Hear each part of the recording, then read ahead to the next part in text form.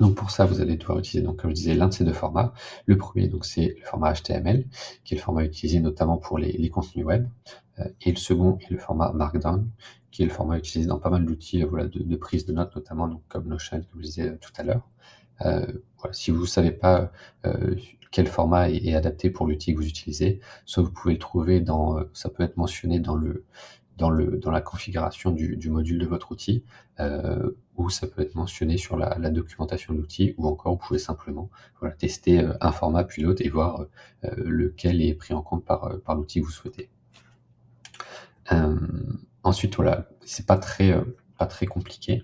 Il y a assez peu de formules à connaître pour, on va dire, les principales, les principales, éléments de mise en forme que vous pourriez souhaiter. Donc le fait, voilà, passer une ligne, mettre en gras, créer un paragraphe, créer un titre ou insérer un lien.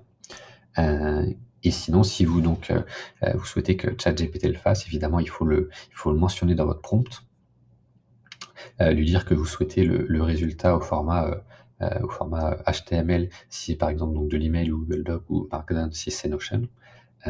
Et ensuite, lui donner, un exemple.